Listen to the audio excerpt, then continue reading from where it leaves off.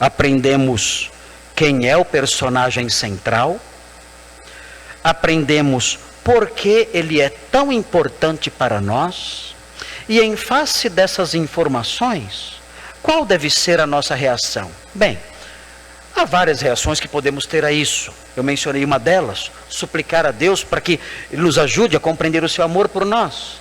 Mas há uma reação que vem de imediato. O texto diz, na parte final do versículo 6, ele diz: a Ele a glória, o domínio, pelos séculos dos séculos. Amém. Qual é a primeira reação em face disso? Sabemos quem Ele é, sabemos porque Ele é tão importante. Como então reagimos a isso? O texto mostra, nós devemos glorificá-lo. A Ele seja a glória e o domínio pelos séculos dos séculos. Amém. É interessante observar, o apóstolo Paulo, quando escreve aos Romanos, ele fala que o início de toda a promiscuidade,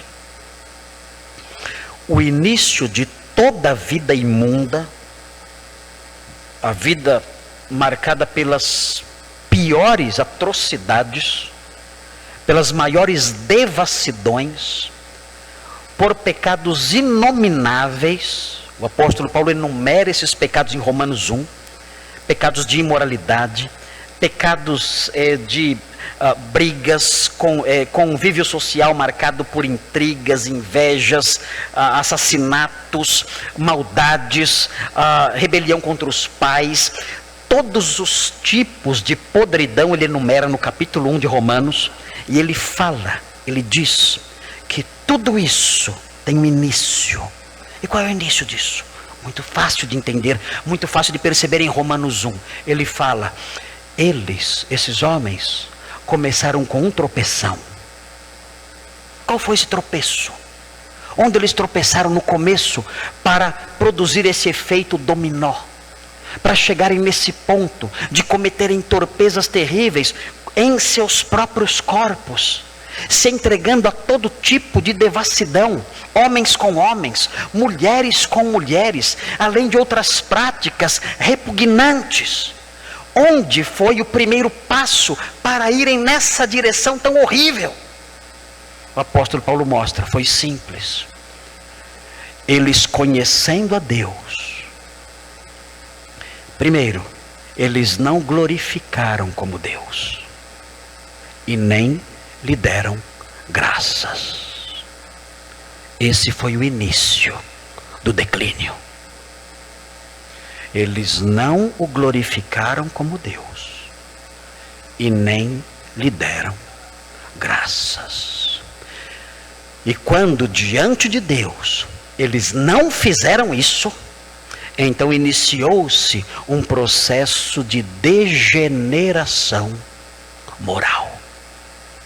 Eles foram decaindo, e decaindo, e decaindo, até chegarem ao ponto do cometimento das mais vergonhosas e imundas torpezas que nós possamos imaginar. Quando nós aprendemos isso nas Sagradas Escrituras, deve nos fazer tremer. Senhor, me ajuda. Eu sei que o início da queda está em não glorificar o seu nome, em não ser grato ao Senhor.